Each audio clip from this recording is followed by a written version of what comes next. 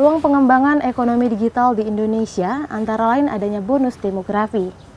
Pada tahun 2030, penduduk usia produktif di Indonesia diperkirakan berkisar di atas 60%, dengan kontribusi 27% diantaranya generasi baru yang memiliki potensi menjadi wirausaha industri baru. Penggunaan gadget seperti ini merupakan peluang besar dalam sektor ekonomi digital. Berdasarkan data dari Asosiasi Penyedia Jasa Internet Indonesia, penggunaan internet Indonesia berada dalam kisaran 52%, dan sebagian besar mengakses internet via mobile dalam 4 jam sehari. Lantas sejauh mana peluang ini mampu dimanfaatkan di negeri serumpun sebalai? Bersama saya Intan Malika dalam Indonesia Membangun.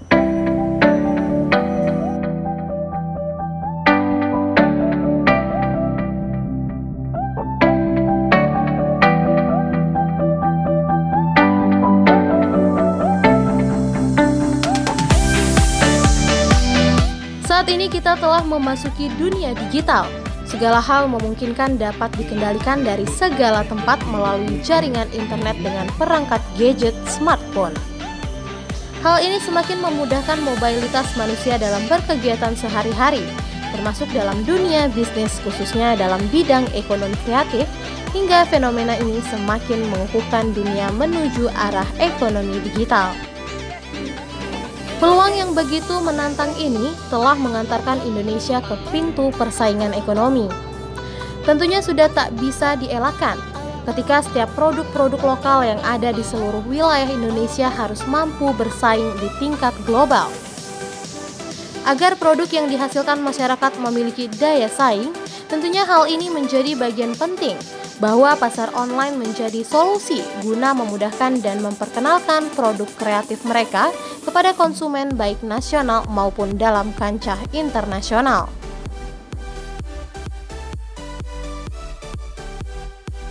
Berbagai negara mulai mencanangkan untuk fokus menggarap potensi pada ekonomi digital. Salah satunya juga dilakukan oleh Indonesia.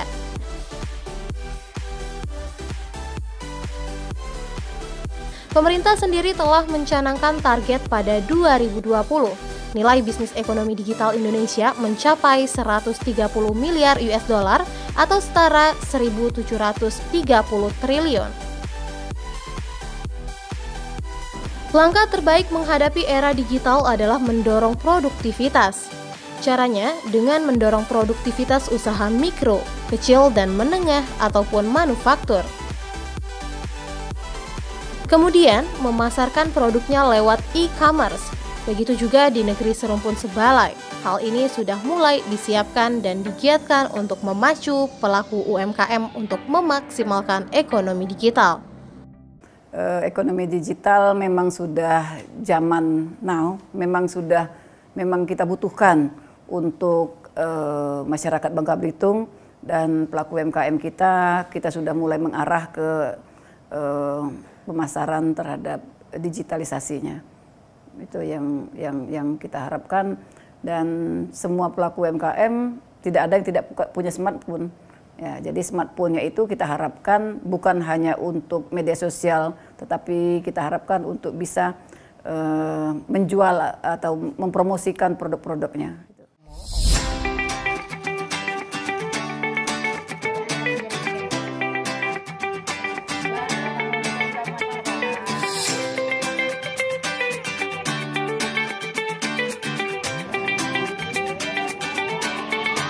Program kita ya memberikan pemahaman pada semua UMKM, baik itu ke UMKM yang usaha kecil maupun usaha mikro.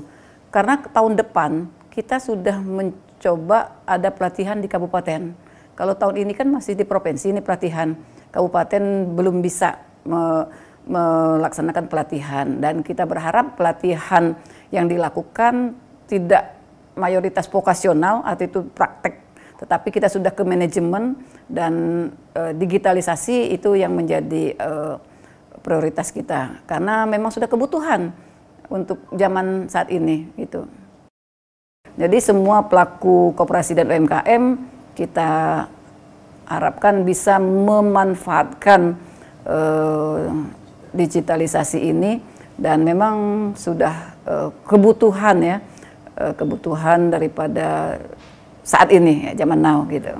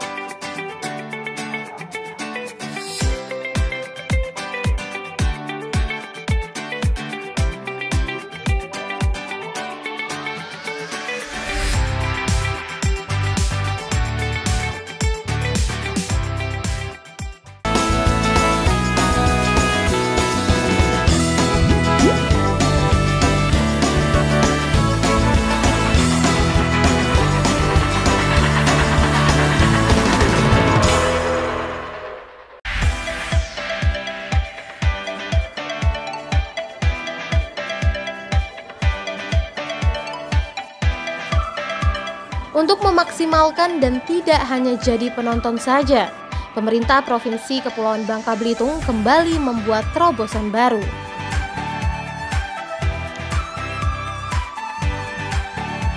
Guna memudahkan seluruh aspek kegiatan dan kehidupan yang ada di 550 pulau di provinsi ini, Pemprov segera akan menggunakan sistem informasi dan digitalisasi canggih yakni Fairlink di semua sektor.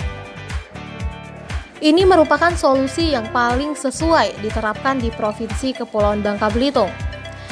Teknologi ini bertujuan untuk memajukan seluruh aspek kehidupan di Kepulauan Bangka Belitung ini.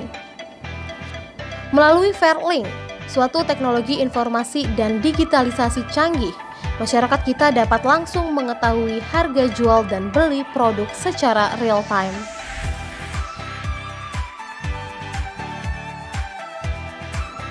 Penggunaan teknologi informasi dan digitalisasi di era revolusi industri 4.0 saat ini sudah merupakan keniscayaan.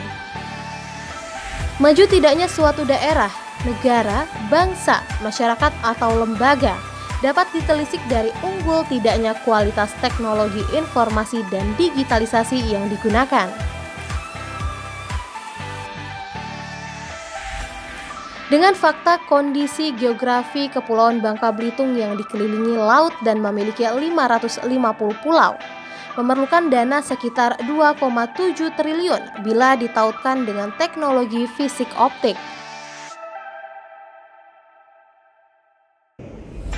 Tapi dengan menggunakan teknologi informasi dan digitalisasi Fairlink, kita hanya perlu biaya 50 miliar.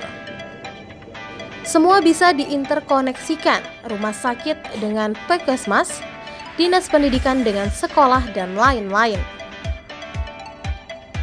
Dengan menggunakan IT Fairlink, semua persoalan klasik selama ini di Bangka Belitung dapat terselesaikan. Ini mencontohkan ikan yang melimpah di pulau-pulau terpencil dihargai murah oleh konglomerasi tidak akan lagi terjadi.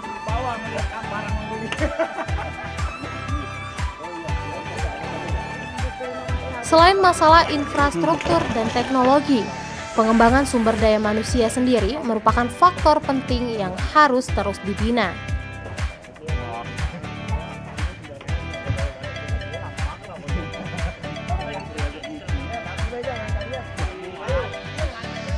Jadi kalau ekonomi digital itu pada prinsipnya perubahan di dalam kegiatan atau aktivasi di dalam masyarakat melakukan aktivitas perdagangan. Jadi ekonomi digital itu lebih banyak menggunakan internet dan penjualan juga e-commerce ya. E-commerce dalam arti bahwa tidak melalui konvensional lagi, tapi dia melalui internet tadi. Nah, oleh karenanya sekarang ini banyak pergeseran-pergeseran di bidang perekonomian itu. Dulunya orang belanja kan langsung ke tempat tawar-menawar, sekarang tawar-menawar itu di dunia maya. Jadi kalau sudah cocok harganya, maka akan dikirim. Oleh karenanya ada beberapa hal yang perlu kita persiapkan apabila kita ingin melangkah ke ekonomi digital itu yang pasti infrastruktur dari jaringan komunikasi itu sendiri. Yang kedua, sumber daya manusia, bahwa di dalam sumber daya manusia itu perlu literasi digital, jadi mereka paham penggunaan teknologi informasi itu sehingga tidak terjadi kendala. Kemudian yang ketiga, menghubungkan antara pembeli dan penjual. Dalam hal ini ya melalui kurir ya, kurir. Jadi mereka sekarang ini kurir itu sudah banyak berjalan, antara lain misalnya kita tahu kalau kita beli umpamanya tikar Kalimantan itu yang mengantarkan pasti kurir. Kurirnya ya yang ekspedisi itulah.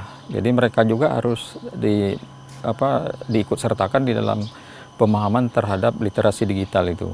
Saya pikir sangat efisien, dan juga di sana spekulasi harga itu akan hilang karena langsung dari penjual dan pembeli. Jadi porsi perdagangan melalui e-commerce ini sangat kurang kalau di kita ini. Paling ada beberapa akun-akun yang menggunakan secara khusus. Mudah-mudahan kan dengan literasi digital mereka bisa membuka lapak-lapak yang lain, lapak-lapak di di dunia maya tadi. Oleh karenanya mari kita mempersiapkan juga melalui UMKM itu pelatihan-pelatihan di bidang penjualan e-commerce tadi. Kita juga ada relawan TIK, misalnya dia menciptakan 1001 digital entrepreneur. Nah, itu salah satu usaha-usaha kita ke depan dalam meningkatkan perdagangan melalui e-commerce ini. Baik, Pak, terima kasih.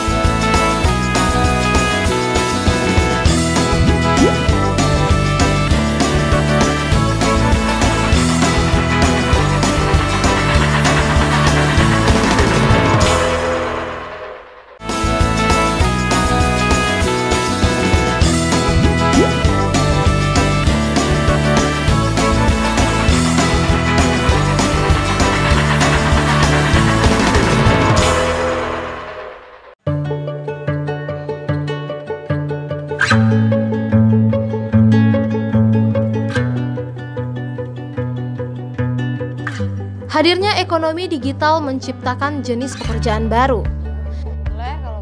Perkembangan teknologi pada e-commerce yang berkaitan permintaan pelayanan dapat memudahkan manusia berinteraksi dan bertransaksi dalam marketplace. Dengan peluang yang ada tersebut, maka mendorong ekonomi digital melalui e-commerce sangat penting. Dampaknya sangat luas bagi kemajuan ekonomi. Potensi basis ekonomi digital yang dimiliki Indonesia cukup besar karena didukung pengguna internet yang tidak jauh dengan jumlah penduduknya. Dengan adanya potensi tersebut, prospek Indonesia sebagai basis pertumbuhan ekonomi digital terbuka lebar. Kehadiran teknologi saat ini berkontribusi besar terhadap perubahan aktivitas ekonomi. Bahkan pengaruhnya terhadap ekonomi secara makro sangat signifikan.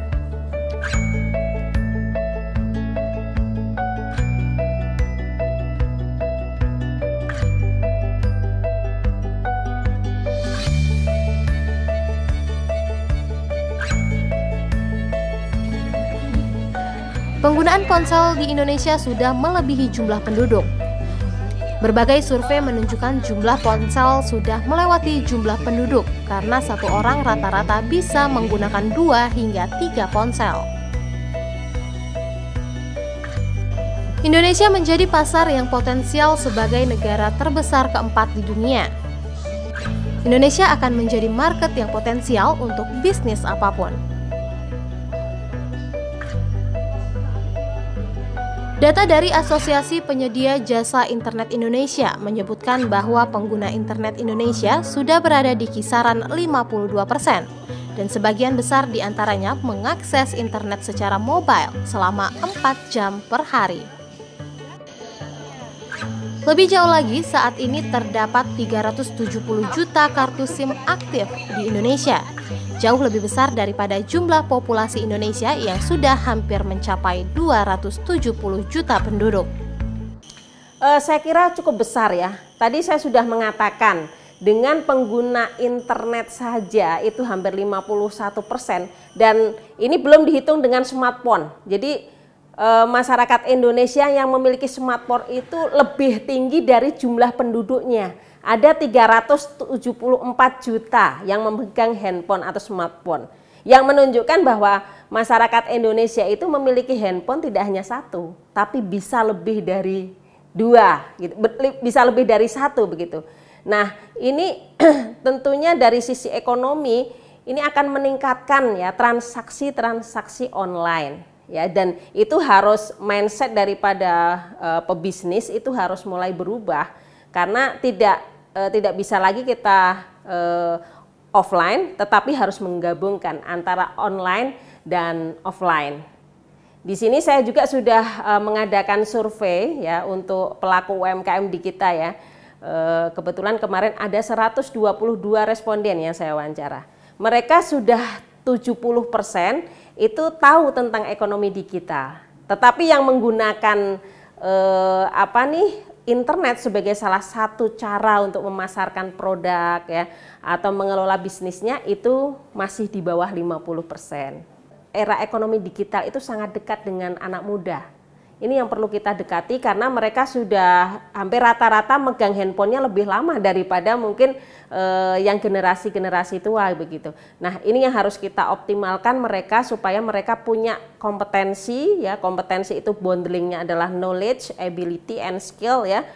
Di bidang IT ini lebih bagus. Dan salah satunya adalah sebenarnya di pendidikan. Kita sekarang ini misalnya ada 1.300 kursus online. Jadi mahasiswa selain tidak terpaku dengan hanya mata kuliah di kampus, juga kami sebagai penyelenggara ini sudah memperbaiki kurikulum, kemudian juga metode pembelajaran, kemudian juga peningkatan kapasitas dosen agar mereka semakin meningkat ya kemampuan di literasi data ya, kemudian literasi teknologi, dan yang ketiga adalah literasi humanity. Itu 3 hal yang menjadi penting di saat ini. Jadi bukan hanya matematika, menulis, membaca yang paling penting, tetapi sekarang ini yang wajib itu adalah literasi data. Bagaimana kita mengambil kesimpulan, menganalisis dari berbagai data yang luar biasa, big data, sehingga kita bisa mengambil keputusan. Yang kedua adalah literasi teknologi, kemampuan kita dalam mengoperasikan teknologi itu menjadi hal yang penting.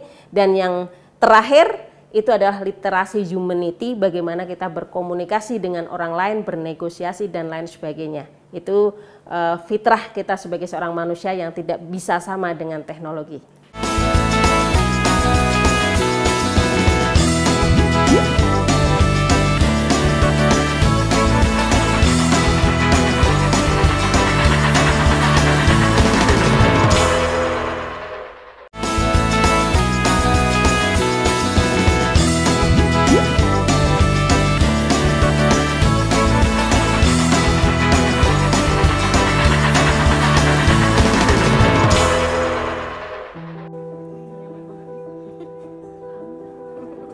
Melihat potensi yang besar tersebut, visi ekonomi digital Indonesia 2020 tentu bukanlah sebuah mimpi yang tak mungkin dicapai. Namun, sebelum itu ada sejumlah tantangan yang harus diselesaikan, tidak hanya oleh pemerintah, tapi juga oleh berbagai pihak terkait. Meskipun perilaku digital masyarakat Indonesia menunjukkan tren yang terus meningkat, faktanya infrastruktur telekomunikasi belum terbangun secara merata. Pembangunan infrastruktur yang masih hanya terlihat di kawasan Jawa dan Sumatera, sedangkan di kawasan timur Indonesia, infrastruktur telekomunikasi yang ada masih jauh dari memadai. Ekonomi digital pastinya bisa menjadi peluang yang sangat besar apabila kita mampu memaksimalkan potensi yang ada. Karena seperti yang kita ketahui di era globalisasi saat ini tidak dapat dipungkiri perkembangan teknologi dan penggunaan teknologi menjadi salah satu hal yang mutlak dalam pengembangan perekonomian. Dan ekonomi digital sendiri merupakan salah satu sarana untuk mengembangkan perekonomian yang ada. Karena dengan adanya ekonomi digital, segala macam hambatan seperti jarak ataupun kesulitan untuk informasi itu dapat teratasi. Jadi menurut saya ini merupakan suatu peluang yang sangat besar dalam memaksimalkan perekonomian yang ada. Kalau misalkan berbicara mengenai gadget, tidak dapat dipungkiri sebenarnya gadget itu bisa jadi peluang kita, tapi bisa juga jadi hambatan kita. Bisa jadi hambatan kalau misalkan kita lihat saat ini kan banyak banget generasi muda yang lebih memanfaatkan gadget untuk posting atau segala macamnya kan. Nah, bisa dikatakan itu tuh sebenarnya harus dimaksimalkan lagi. Kenapa dimaksimalkan? Sebenarnya gadget juga bisa jadi salah satu sarana kita untuk memulai usaha. Contoh kecilnya aja misalkan kalau di Fakultas Ekonomi sendiri nih, banyak banget mahasiswanya itu yang kayak online shop atau segala macamnya. Nah, itu bisa dikatakan sebagai salah satu sarana untuk memaksimalkan gadget yang kita punya. Jadi selain kita juga bisa dikatakan kuliah, tapi kita juga punya usaha lain melalui gadget kita. Yang pastinya kalau misalkan saran untuk pemerintah sendiri itu lebih ke pemerataan aja, pemerataan. Jadi setiap daerah itu nggak ada yang terpusat misalkan di daerah A atau di daerah B, tapi semuanya itu sama. Soalnya kan seperti yang kita ketahui kalau pelaku usaha pasti di setiap daerah itu pasti ada. Pastinya mereka juga membutuhkan sarana dan prasarana yang memadai kan untuk terutama untuk misalkan promosi usahanya atau segala macamnya. Jadi bisa dikatakan lebih pemetaannya sih jadi lebih merata gitu untuk setiap daerah.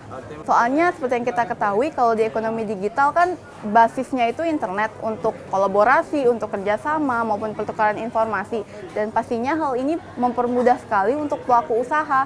Apalagi kalau misalkan pelaku usahanya itu terpisah benua ataupun terpisah kota yang sangat jauh, pastinya ini akan menjadi hambatan. Nah, dengan adanya ekonomi digital ini pastinya mempermudah mereka untuk bertransaksi.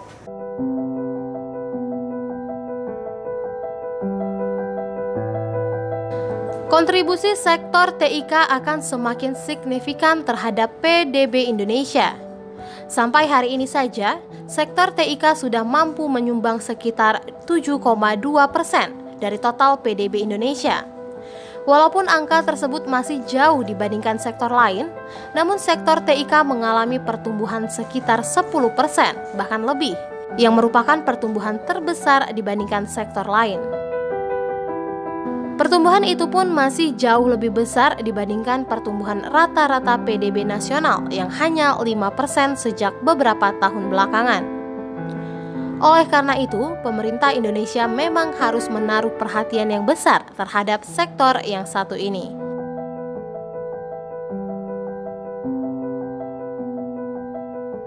Melihat potensi yang dimiliki Indonesia, visi ekonomi digital 2020 dianggap bukanlah sebuah mimpi yang sulit untuk digapai. Namun ada beberapa hal yang harus diselesaikan, bukan hanya pemerintah Indonesia, melainkan oleh beberapa pihak yang terkait. Pertama, mengurangi kesenjangan digital di Indonesia. Pemerintah diharapkan dapat memastikan bahwa masyarakat Indonesia dimanapun mereka berada bisa mengakses layanan telekomunikasi, mengingat infrastruktur merupakan kunci utama kesuksesan ekonomi digital.